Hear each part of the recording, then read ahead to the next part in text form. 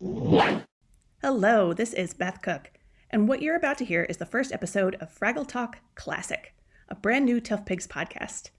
Take a listen, and if you like what you hear, you gotta go subscribe to the new Fraggle Talk channel wherever you get your podcasts. Okay, on with the show.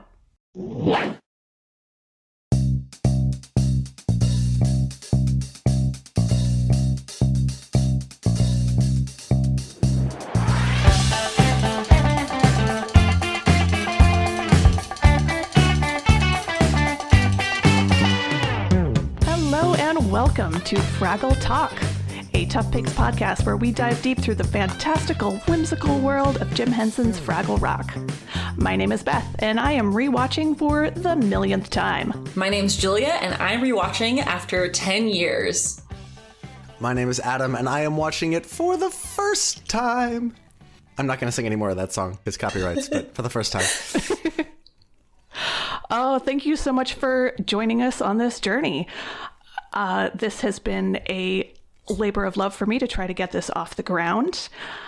Yeah, I did a book review for Fraggle Rock, the Ultimate Visual History book, which is gorgeous. And I'm definitely going to be using that a lot to give background info and interesting tidbits. I'm wondering what to call it because I'm going to be referring to it a lot and just calling it Fraggle Rock, the Ultimate Visual History, or even just the Ultimate Visual History is very much a mouthful. I'm sure we can come up with like something shorter. Furtov. I was thinking of calling it just the Tome. No joke. I literally was going to just say you should call it the Tome. So yes. Great minds think alike, Beth.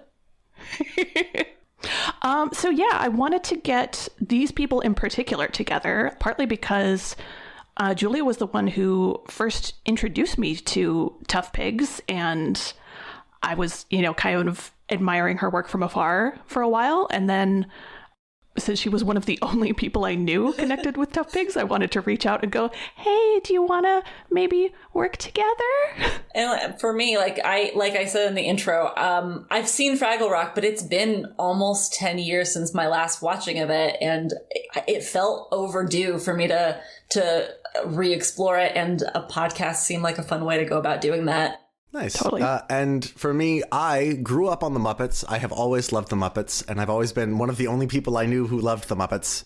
I've never seen Fraggle Rock, but as I've mentioned, I love all things Henson, and my mom was a professional puppeteer for a while, so oh wow, I've got a little bit of an understanding of like behind the scenes puppetry stuff and some of the mechanics that go into that sort of a thing and some of the praxis, and that's a delight.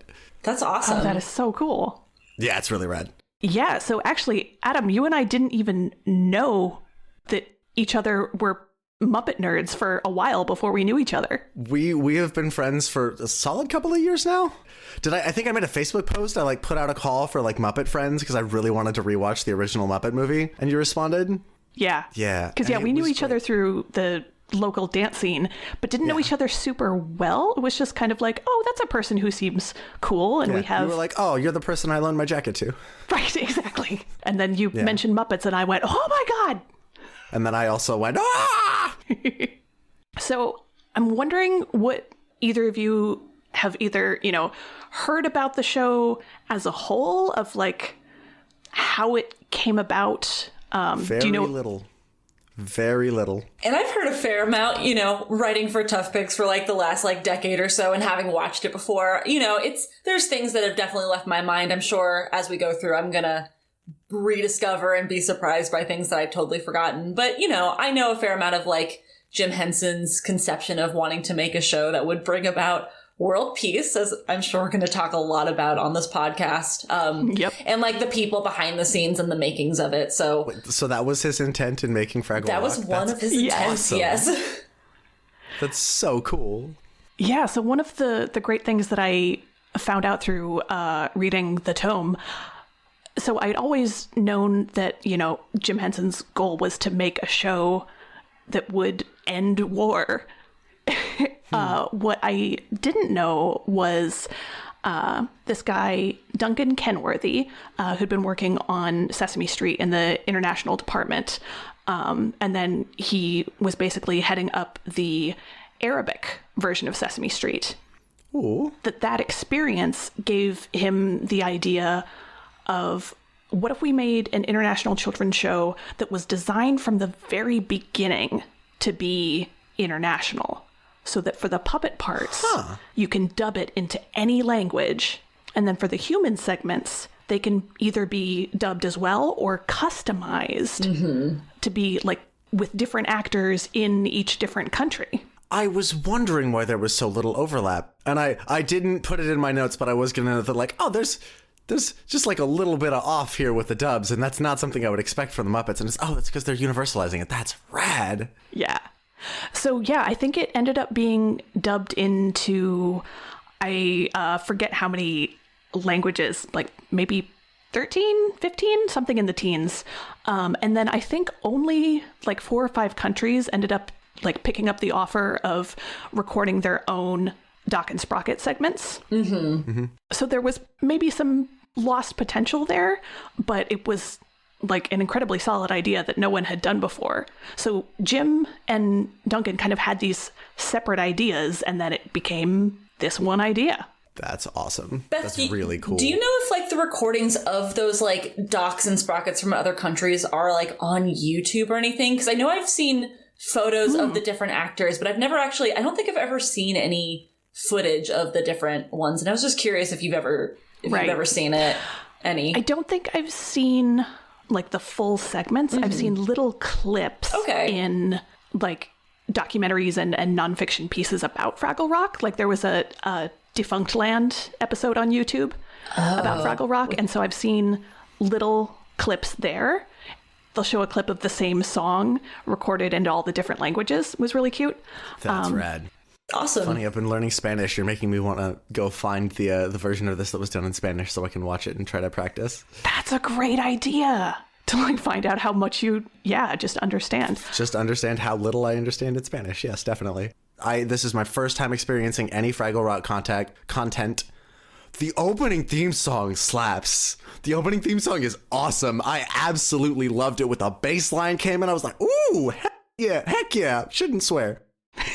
It was really, really good. Hard agree. My first note in my notes is this theme song still slaps in all caps. It's just so solid. It's a jam. It's timeless. I love that because the first sentence in my notes is this theme song slaps in all caps. Good. I'm glad that we're on the same page. This is a very good sign. It's timeless. It's such a jam that I love it still so much to this day. Yeah, they brought together this dream team of Dennis Lee writing the lyrics, Philip Balsam writing the music, and then Don Gillis as the musical director. And we're going to get songs that are ridiculous, songs that are catchy and will stick in your head for weeks, songs that are incredibly poignant and are going to make you cry. Yeah, it's a journey. You know, they need a great theme song to really be able to draw the audience in and like then expose them to even more amazing music. And I think the theme song encapsulates like a banger of a jam and also like does a really good job introducing us. Like, I guess not so much the actual music itself, but the theme in general, like, does a great job introducing us to the world and all the different creatures that we're going to get to see as the show progresses. Yes. Yeah.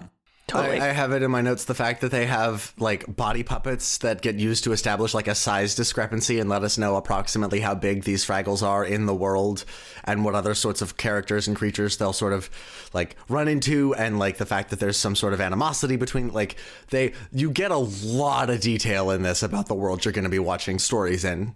Totally, yeah. Yeah, you get to see you get to see Doc and Sprocket up top, and then you get to see the Fraggles, the Doozers, and the Gorgs, and like all the size variations, and, kind of get an idea of the relationships between all the different creatures. Can we talk about the Doc and Sprocket bit? Yeah. Please. Sprocket as a puppet is so awesome. So the way that Sprocket is set up is you've got the 2 paws and then the head. So that means that there's 2 people working that because 3 hands is not a thing. And I love that they were like, what can we get this person to do with their 4th hand? Let's give them a tail to wag. Let's make this even more expressive. And the ears can go up, like, having that little switch in there. The mechanization of making puppets expressive is one of the coolest things to me. And the fact that Sprocket can be so very expressive as a dog is very mechanically impressive. Yep. There's even a point later in the episode where you can see Sprocket breathing and his chest rising and falling when he's asleep. Wow. It's so sweet. That's super cool. So I gotta ask, Beth, if you grew up with this show, did you ever try to sew a button to a fried egg? Not as a kid, because that was not a line that I remembered. Nowadays, you bet I've considered it. I haven't actually tried it. Doesn't seem like it'd be that hard. I could definitely see myself making one out of like felt and then just wearing it as a patch that no one understands except the three of us. See, I would want to take it a step further. I would just walk around with a fried egg pinned to my shirt for just a day and just see what people did. Because what do you say to that? Miss Manners isn't going to prepare you for that. True. Be an interesting science experiment.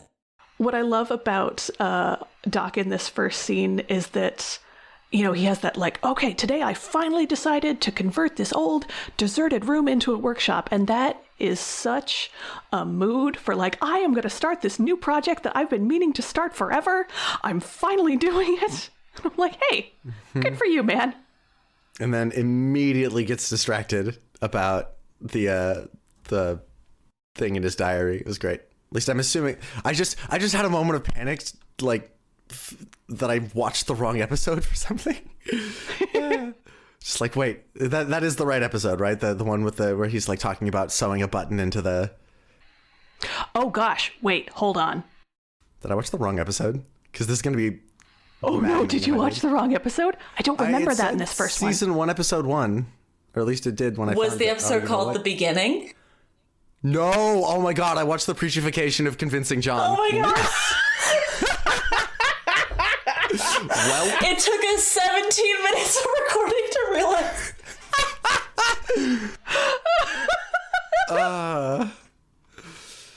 Welp.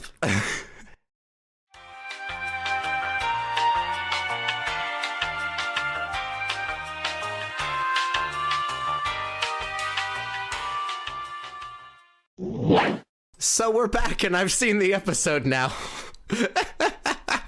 What a whirlwind. If you've ever had that moment of like anxiety of like, oh god, I've done the wrong thing, I've gone to the wrong address. Well, I lived it, and it turns out life goes on. It's like that dream where you're back in school and you didn't study for the test. Well, and here's the thing, like, the fried egg thing was brought up, and in my mind, as someone who hasn't watched that episode yet, because I'm going through in chronological order, I was like, what are we talking about? I don't remember this in the episode. Was I not paying attention? I took notes.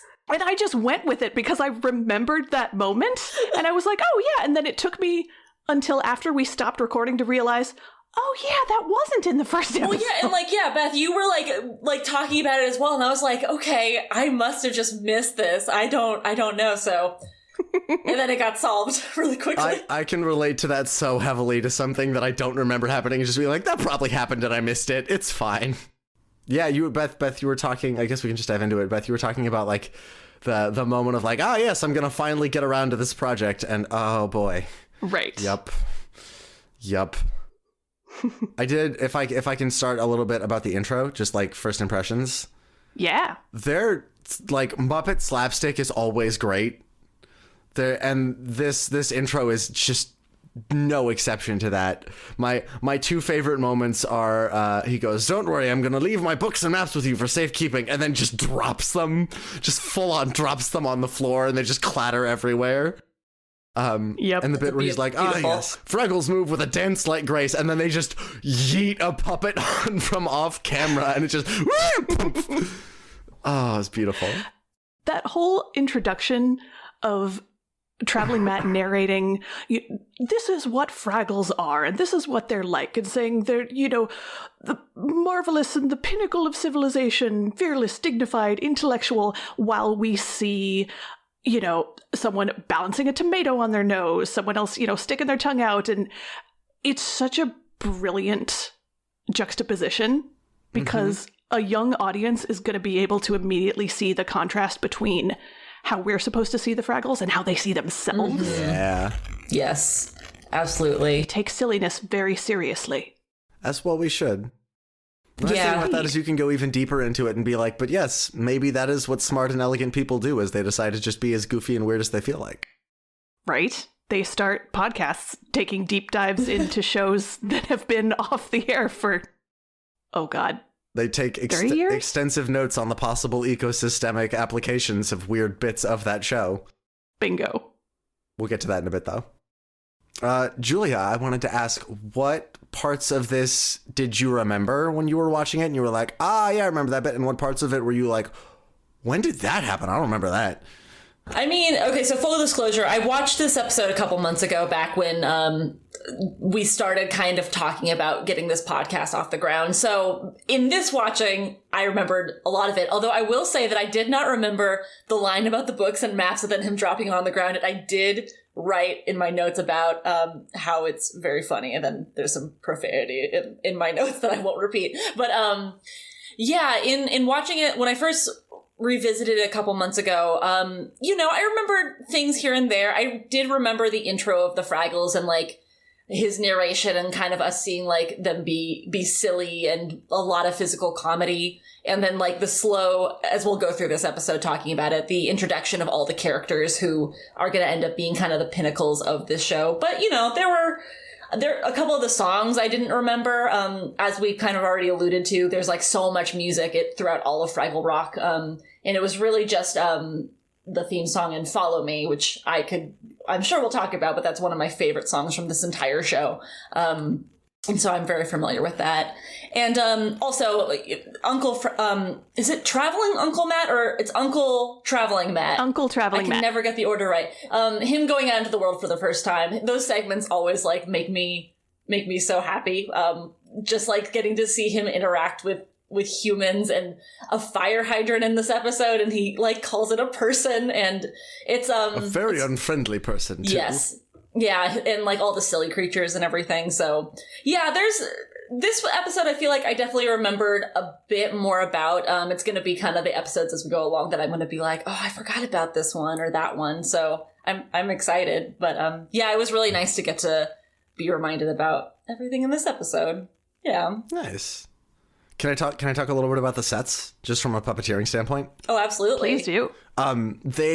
Oh my God, the sets are incredibly meticulous and incredibly organic. The chill space that has all those little nooks where people can hang out, which is like, sounds great and looks like it would be a really fun place to hang out, and just also happens to give puppeteers a lot of beneath stage places where they can control the puppets for. Yep. And then I was looking at the really big set, and there's like 2 different levels, 2 different layers of foreground, 2 different layers of midground, and then a whole background layer behind that. There have got to be so many people under that, and it's their use of 3-dimensional space to really fill out just the entirety of the screen is brilliantly done. So you want to hear something fascinating about the set that I just learned through reading the book? Yes. The entirety was filmed and edited and music recorded, all of it done in one old Victorian house in Toronto. Really? Wow. Yup.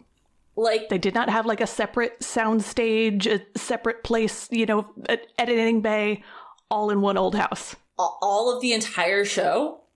Is that even including the Gorg? As far as I've seen so far, yeah. Even including like the Gorg's palace in their area?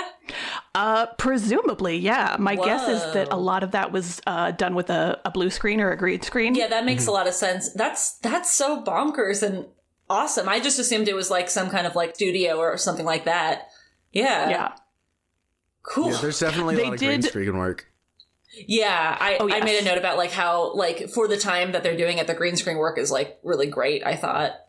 It's really smooth. Mm-hmm. Oh, that's another great in-joke, is that there was a specific filming technique with use of a blue screen that at the time was called a traveling mat. Aye. Whoa. And actually, a gobo is like a thing that you put over a light. This I knew. Yeah, I didn't know. Theater school. It's fascinating. Things I learned. I was on the stage. I was never a techie, although I have a deep respect for techies. Same. I have a theater degree, and this is my big takeaway from that theater degree is I know what a gobo is. That's fair. I mean, I have an engineering degree, and I'm on a Fraggle Rock podcast, so I have no stones to throw. We're all there. Yep. Millennials. I went to baking and pastry school. Wait, really? That's awesome. Yup. I did not know that about you. I didn't either. Well, yeah, you wouldn't because I never used it. I mean, you're not a true millennial if you don't have a degree that you've gone on to, like, never touch in your actual adulthood. Oh, yeah. It's a rite of passage. Anyways. Anyway, Fraggles. Fraggles! The other thing that I wanted to touch on that I just loved, and it seems like a really small detail, but it's huge. The song that Uncle Traveling Matt and Gobo sing together, which, it's gorgeous. Absolutely gorgeous song. They've got, like, high country harmonies. They're sort of all over the place stylistically, which from a musical standpoint I really appreciate. But there's a bit in the middle of the song where he clears his throat. And that seems so small, but it's such a human detail that's a choice. Someone had to put that in there so that it would be there. And it's just this great little organic thing that makes it seem that much more realistic. Yeah. I feel like, I mean, anything kind of like Muppety or Henson-y, there's a lot of like little moments like that you can find that are so easy to look over, but knowing like the performers and the people behind the scenes, it is all like just intentional and magical in a sense. I love the song Follow Me. I traveled abroad after college for a year, and like that song I listened to like on repeat. It holds like a really special place in my heart. And it's like I have a Muppet and a Sesame Street tattoo, and that's like this. Eventually I'm gonna get a Fraggle Rock tattoo, and maybe this podcast will finally be the tipping point of me getting it, but I want to get some lyrics from that song. It's just beautiful. And like also Jerry Nelson and Dave Goelz like harmonizing together is great. Right. I mean, Jerry Nelson singing anything is amazing. I'm excited to hear all of the songs he's going to sing throughout the show. I'm so excited for the music in general. Also, that's awesome. Beth, I wanted to ask, what moments of this are like, given that you've seen this 500,000 times or so, what moments are you always like really excited to get to see again from this episode? One of them we will see a bit later. It's Boober's honestly, any line from Boober is just a perfect one-liner. Chef's kiss. Great. He always has like at least 2/3 of my favorite quotes in any given episode. But the hideous round thing. Yeah, that was great. I love Boober's Book of Superstitions, and I want it. And from a more meta standpoint, rewatching this, I started really looking into tracking the interspecies relationships over time, because I know where they're going to end up. And so taking note of where they are from the very beginning. And then I even learned more in the book about how it was originally pitched as something different. So we see in this first episode the different relationships between the Fraggles and Doc and Sprocket, the Fraggles and the Doozers, and the Fraggles and the Gorgs. Mm-hmm. And the Fraggles and the Doozers, we see a little bit later on, mostly just ignore each other. Like, you can tell that there's a bit of a symbiotic relationship going on, because the Fraggles eat the Doozer constructions, and the Doozers are happy about that. And then we see later that when the Fraggles go into the Gorg's garden, that's a more antagonistic relationship. Mm-hmm. That the Fraggles are seen as pests and the Gorgs are these big, dangerous things. And when I was reading through the book, it was originally going to be the other way around, that the Fraggles towards the Doozers had a more antagonistic relationships, and the Doozers would run away from the Fraggles. And then the Gorgs were seen as more like friendly and harmless, and then, I captured one to take home as a pet. Whoa. Yeah, so it's really fascinating to me to see how that was just completely flipped by the time the real show came around. That's so interesting. Yeah, it does make sense, because I feel like you want the Fraggles to be, you want your audience to like the Fraggles, and if they're, antagonizing the Doozers and being mean to them or chasing them or whatever, maybe that makes them seem a little less cuddly and and likable. Yep. And then also if you have them, you know, you're rooting for them against the Gorgs as well, if they're, you know, switched into that role. That's really interesting. I didn't know that. It makes sense from a narrative standpoint, wanting there to, you know, you can contrast it against the creatures that have significantly more power being the ones that are antagonistic, and that means that you get to see the Fraggles, again, misusing the power that they have over the Doozers, but they're not necessarily doing it maliciously, which is a thing that is much more relatable, I think, if you're a kid watching it, and also if you're an author wanting to help kids understand world peace. Mm-hmm. Totally. Yeah. So, okay, the Doozers. Are they to make, do we ever, and you don't have to give me any more than this, but do we ever find out any more specifics about their building materials? Yes. Cool. Here's my theory. Don't confirm it or do if you want to. Great. My theory is that the Doozers are smelting down some essential nutrient or essential mineral that the Fraggles need as a part of their diet to survive. And that the reason that they are doing this is because it helps them manage their own population control and space, because they are reliant on, and this is the bit where it gets a little fuzzy, but the Fraggles are reliant upon the Doozers to smelt this nutrient and get it into a much more concentrated form. Whereas the Doozers are reliant upon the Fraggles to scare away any other particularly large predators that might see the Doozers as food. You put so much thought into like this, 2-minute segment of this episode. Why else would they eat the buildings?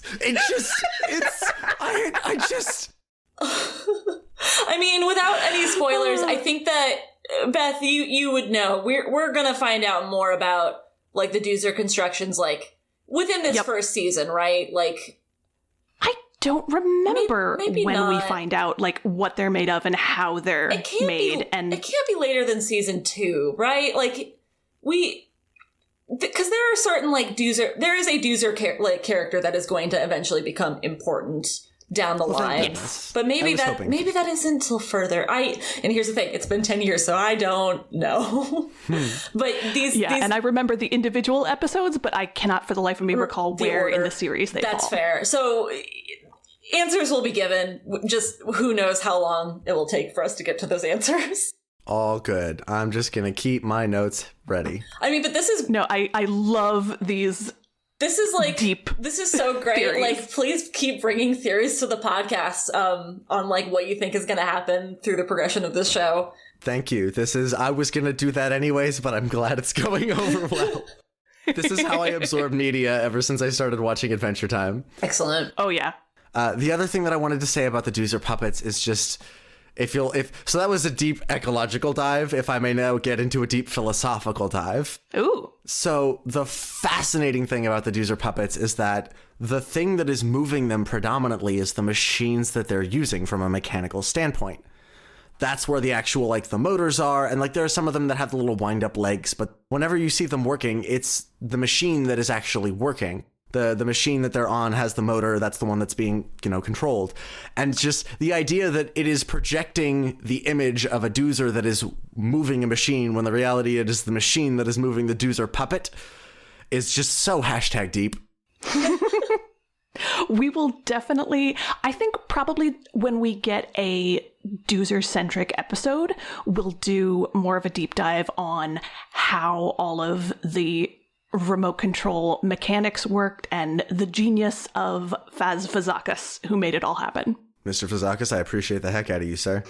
That is not a lot of margin for error. Those are some skinny little walkways. Oh, and also the other name of people we need to thank for the existence of this show. So we talked a bit about Duncan Kenworthy. Michael K. Frith was the conceptual artist. This book is jam-packed with Frith sketches, and it just delights my heart to no end. I would love to see those next time I'm up in your neck of the woods. Yeah, every time you see like a particularly, beautiful cave and the weird little mosses growing on it and the weird little creatures in the background, that is all Frith. Yeah. Heck yeah. What happens next in the episode? What have we gotten to at this point? Probably at this point it's Gobo going to go visit the trash heap. Yes. Oh my god, that was amazing. Yeah, that's Marjorie the trash heap and her, oh my gosh, I didn't write down their names. Who are her two little companions, Beth? They're like Fungo and Gorp. That's not right. That's not... No, but I wanted to let you struggle with it. That was perfect. What are their names? Their names are Philo and Gunge. I got the first letters right. You were really close. You were really close. And the number of syllables. So a easy mnemonic for remembering who is who. So Philo is spelled Philo, and Philo and Pink both start with a P, and Gunge and Gray both start with a G. Cool. Cool. I mean, I know that they're both played by Dave and Richard, but yeah, I couldn't remember the names or which one was which. So, okay, that'll be my endeavor for the rest of this podcast. It's rarely going to be relevant which one is which. Sure, because they're always together and they're always with the trash heap. So it doesn't matter. I don't think there's ever a plot point where you need to tell them apart. But, you know. There is, actually. Oh, is there? There you go. There's an episode later on that deals with, like, more heavily with one of them than the other. Ooh, and it's really fascinating. I stand corrected. Okay, well, I look forward to that then.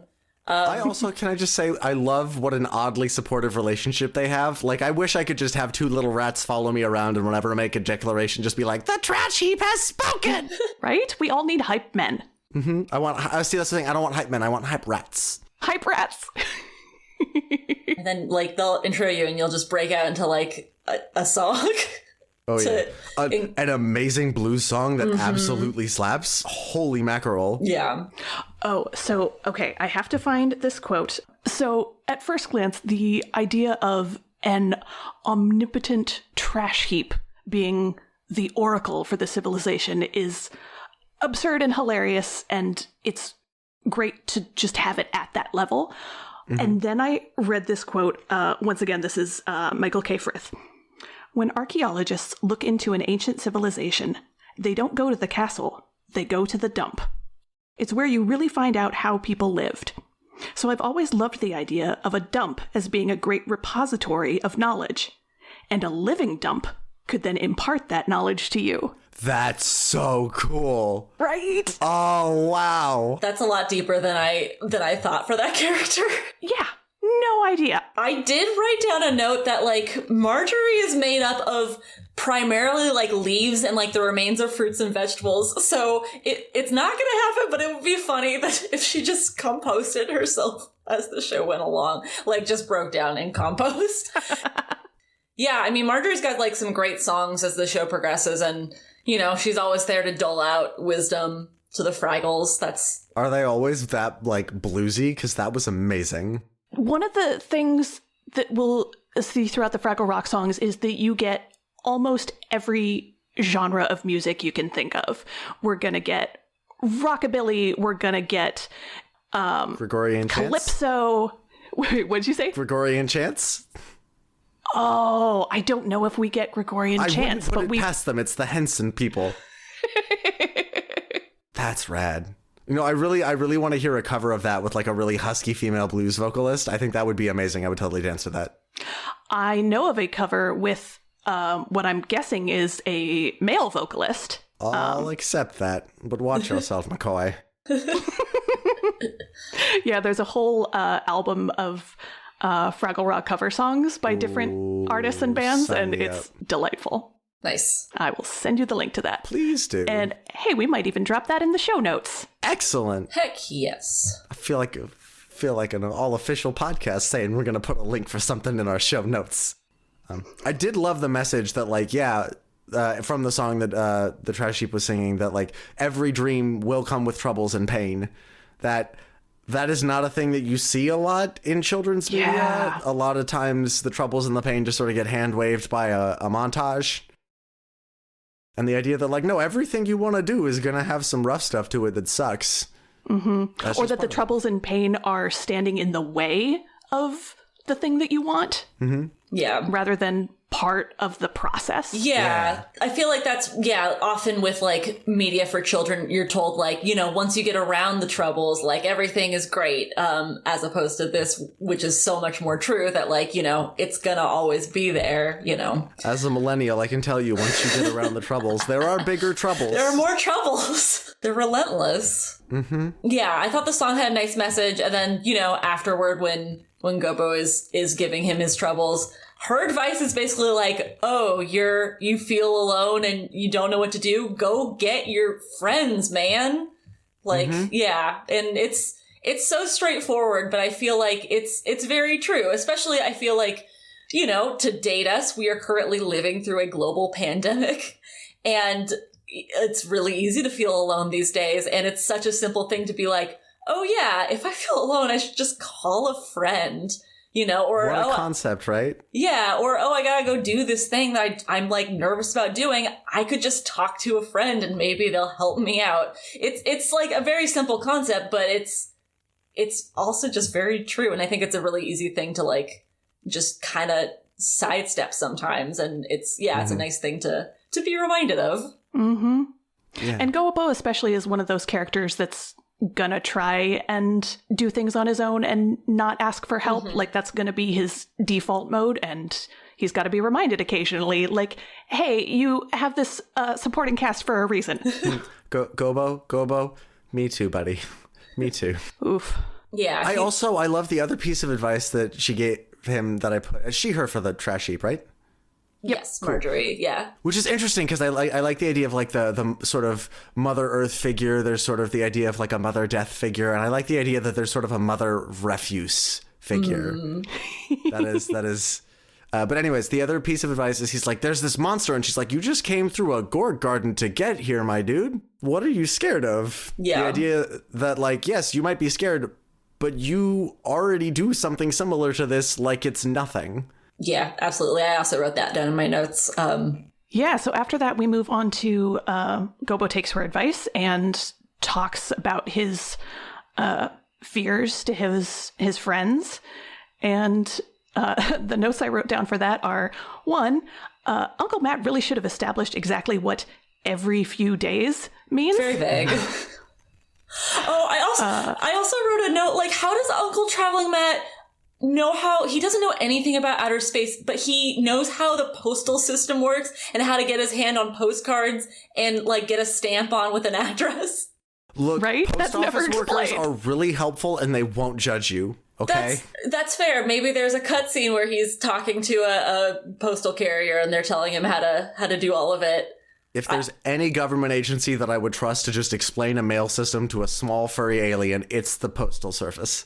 Legit, that's true. So one thing that I've noticed is that when Traveling Matt is out in outer space, which is our world, his interactions with the silly creatures, which are humans, sometimes they can see him and sometimes they cannot. Yeah, I noticed that in this episode. Like the car, like that almost hit him, honked at him, but then like the group of kids walking by did not notice him at all. I mean, he did sort of hide. That's true. Sort of. And they were like kind of chatting, so I guess he was just out of their periphery, but... Yeah, it's going to be interesting to kind of track, you know, what those moments are of like when he has like an actual interaction with a silly creature and when they're just kind of not seeing the presence of this strange little creature in their world. Can I jump back for just a quick second that I there's this really interesting bit with what's the pink one's name again? The helpful pink one? Moki. This bit with Moki where he's like, I don't know what to do, and he says something, and I don't remember exactly what it was he said, but she responds with, don't worry. Oh, he says, I don't want to talk about it. And she says, don't worry, we'll leave you alone. No one will talk to you about anything of this at all. And he goes, wow, when you're wrong, you're wrong. And I love that they're already establishing that she means well, but doesn't actually take the time to stop and understand things. Yup. Yeah. We're going to see more of that. Spoilers, I watched an episode later in the season, and it's a whole thing about that. Yep. Solid. And then, so he gets together with his friends, and then they see the horrible red thing. Gasp. So I did make a note about of the things that Doc is unpacking from this box. Like he's setting up the workshop. He's like, you know, some normal things like, oh, a telescope. Okay, I guess that makes sense for a tinker or scientist guy to have. But a pineapple? Yeah, there was just and it's not that it was there. He takes it out of the box, which means it was in the box with the telescope. Why? Snack. He's prepared for having like a snack time next time he's in the workshop. Just cutting a whole pineapple.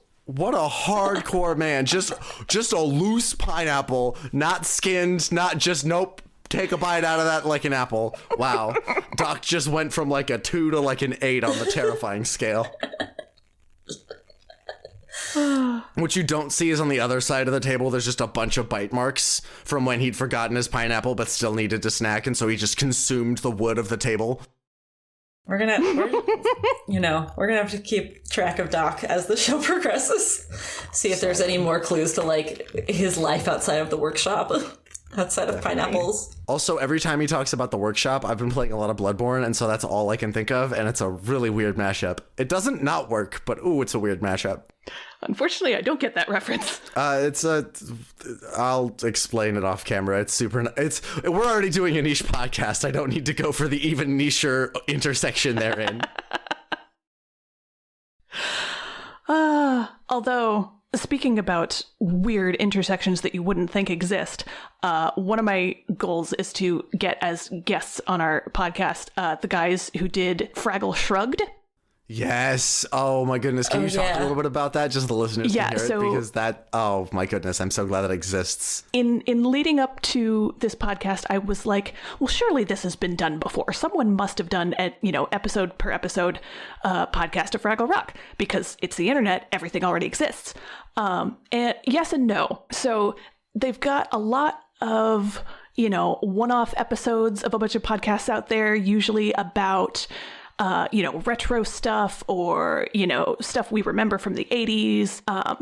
But there was one podcast called Fraggle Shrugged, wherein these two Danish guys will watch an episode of Fraggle Rock and then read a chapter of Atlas Shrugged by Ayn Rand and talk about the ways in which they're similar and different. And it is hilarious and at times horrifying and delightful, and highly recommend. Just to be clear for anyone who's listening, they're not pro Ayn Rand in this. They're not right. They're not Thank like, you for that clarification. This wonderful show. That would be an just entirely like different this wonderful show. book. That'd be a very different show, and I don't think I'd want to talk to those people. I kind of would, but for different reasons. Yeah.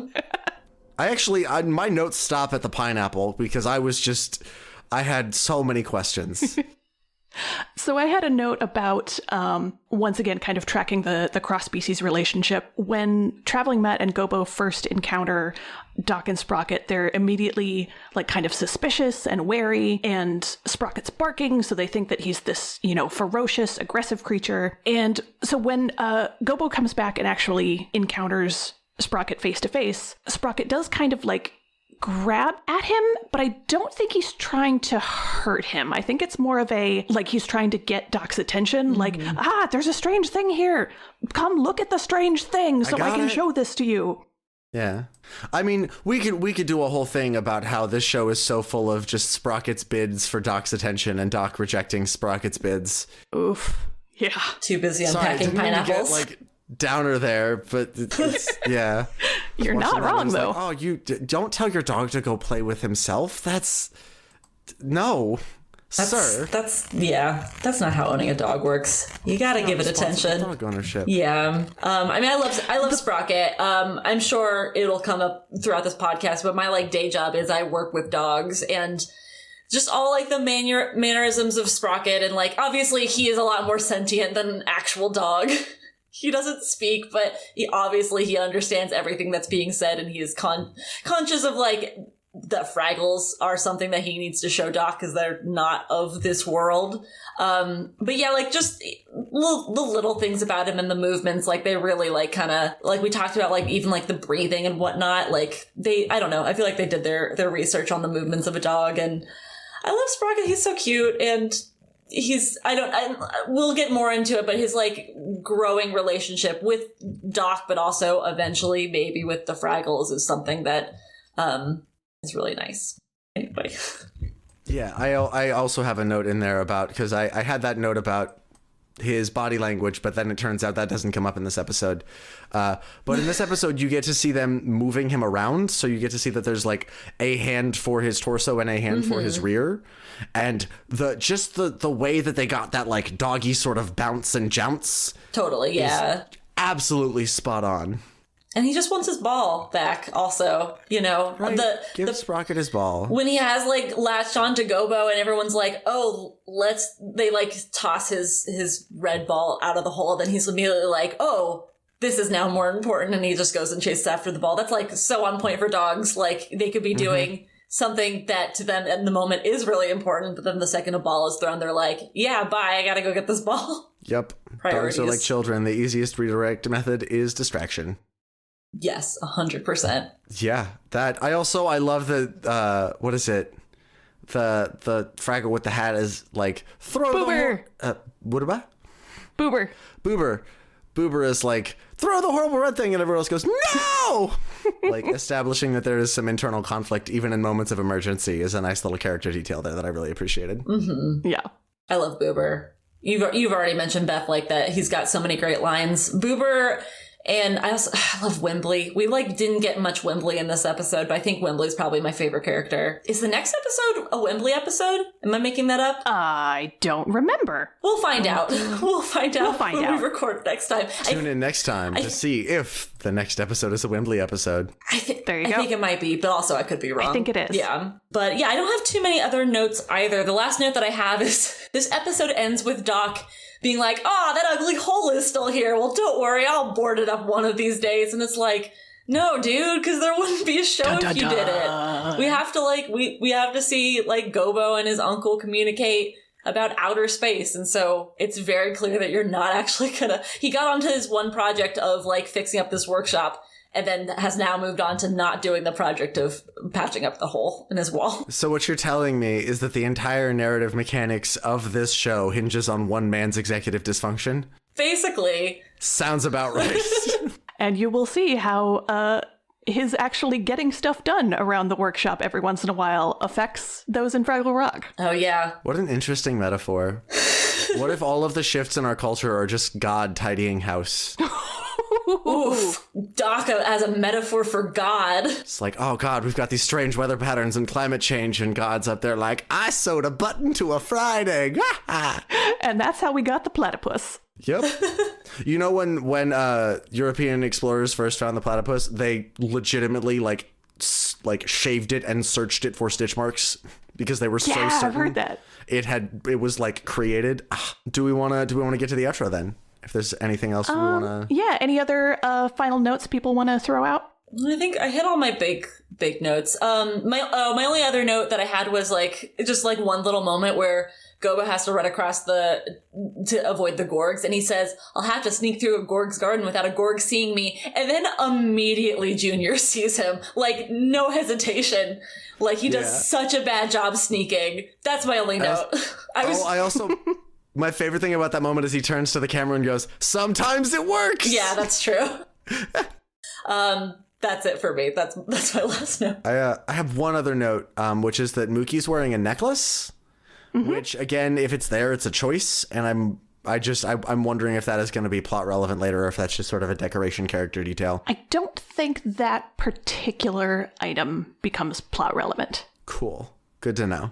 I also had the other observation, like in the intro where the Fraggles are singing their group song about dance and sing all day, and we see kind of the entire Fraggle clan. Some of them, like the main characters wear clothes. A lot of the Fraggles don't wear clothes. Is this ever addressed in the future episode? I don't think it is. Okay.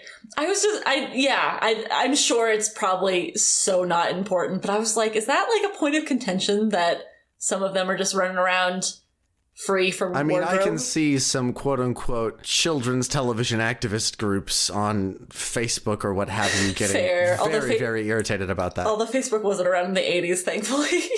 Thank Christ. But yeah. They're all Winnie the Poohing. I kind of assumed that like... Full Pooh Bear. That, like, the clothing was more just, like, to add flair, and, like, obviously all the main characters wear some form of apparel, but there were several during the song that just weren't wearing anything, and I was like, is this important, or am I reading too much into this? Probably. I think it's mostly for establishing characters. Yes. That if a character is going to be notable, they will have a distinguishing item of clothing. Sure. And if not, they're just kind of there in the background. Right. So you're telling me if I want people to stop paying attention to me, I need to take my clothes off and hang out in the background? Precisely. Absolutely. Solid. All right. So we're going to wrap up here. I'm heading out to Denny's, and this will be a good night. Yeah, the only other note I had was in Traveling Matt's segment, what will come to be known as like the postcard segment, what he sends back to Gobo. And he says, "So far, I've been attacked by a large beast, run into an unfriendly yellow fellow, and escaped from an army carrying deadly weapons. If I put this in a message to Gobo, he'll never believe it. I'll just say I'm fine." And I just found that so relatable. It's like, stuff is happening, and it's scary, but I'm gonna tell the people back home that everything's fine because I don't want them to worry. I don't want you to worry. It's incredibly relatable, but also he's supposed to be documenting everything that happens to him, and he's just like fudging the truth, and he's just like, "Oh, I'm fine, nothing to report." Yeah, from an emotional standpoint, I empathize, but as a scientist, I'm offended. Maybe because we do see him writing in a notebook, so I'm hoping that he's like recording his actual impressions in the notebook and then just editorializing in the postcards. Yeah. Maybe that's a good point. Hopefully, that makes sense. He's doing his due diligence for the sake of science. Cool. And then the closing segments were takeaways, and then how to make the world a little bit fraggler. Yeah. Fraggler? Is that am I conjugating that properly? Fraggler. Fragglier. Ooh, I like fragglier. Fragglier. I mean, takeaways from the episode. I wrote down like the major overarching themes for this one were the power of friendship, dealing with like changes, and then overcoming new challenges seem to kind of be like the main focuses that we were getting in this one. Oh, that's really interesting, because the theme that I got was like a lot more of sort of unintentional interconnectedness. I mean, honestly, that's the theme of the entire series. Oh, totally. Yeah. Cool. We're going to see a lot of that. Yeah. And I guess just like the overall takeaway, I feel like a lot of the takeaways just kind of come from Marjorie often, but just reaching out to your friends when you need the help. Yeah. For me, the biggest takeaway is that wonderful contrast of seriousness and silliness. That be unashamed of the silliness that you carry and learn how important it is. Cool. That's nice. All yeah. Right. How would each of you make the world a little fragglier? I mean, to me, those were the kind of the same question. Oh, I thought we were going to give like specific little fraggly advice, because I've been sitting on mine, but I was going to do the funny one. What's yours? Oh, go for it. Oh, take off your clothes, hang out in the background, and eat a pineapple like it's an apple. Well, now we have to give one of those, disclaimers of like, don't listen to our advice. I feel like if we even try to do that, the McElroy's lawyers are going to call us, and it's not going to go well. Yep. Don't listen to us. This is not good advice. I wouldn't even trust me if you asked me which episode of Fraggle Rock to start with. Oh, goodness. So that is it for our first episode. Thanks to everyone for joining us in my special interest info dump. I mean, for Fraggle Talk. Thank you for that. Presented by ToughPigs.com. Don't forget to go check out ToughPigs. It's great. Follow them on pretty much all social media platforms. We would just be so tickled pink if you would give us a good review and rate us 5 stars on wherever you're getting your podcasts. Julia, where can 5 stars on like the underpass near your house? Just get some like spray paint, take off your clothes, get a pineapple, and just put 5 stars. Fraggle Talk. Perfect. No other context, just that. No context. No notes. No context. Ship it. Julia? Where can people find me? I write for ToughPigs occasionally, and then you can follow me at Geek Girl Grown Up on Instagram and Twitter. I post pictures of dogs, and I write some poetry that goes out in the world. Rad. Excellent. Don't look for me on social media. I don't want you to. I do not exist and cannot be perceived. Perfect. You can find me on social media at Beth Anna Cook.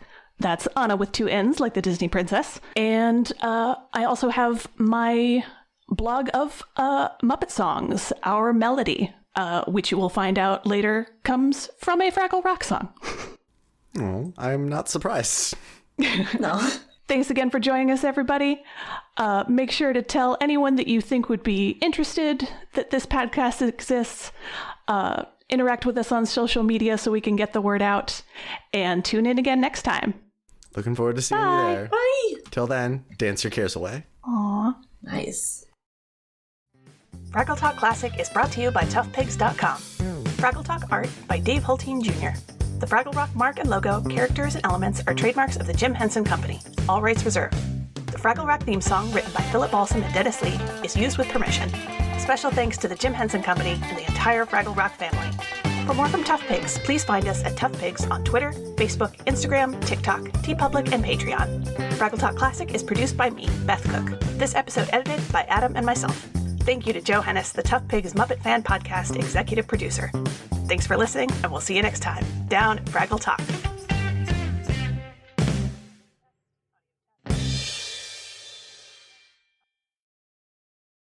Am I conjugating that properly? Fraggler. Fragglier. Fragglier. Fragglier. Ooh, I like Fragglier. Fragglier. It's the other Muppet sequel to King Lear. Blow, Would watch. winds, blow! Sorry, I'll stop. Hello again. Beth here, just reminding you that if you want more Fraggle Talk in your life, you gotta go subscribe to that new Fraggle Talk channel, wherever you get your podcasts. Thanks so much for listening.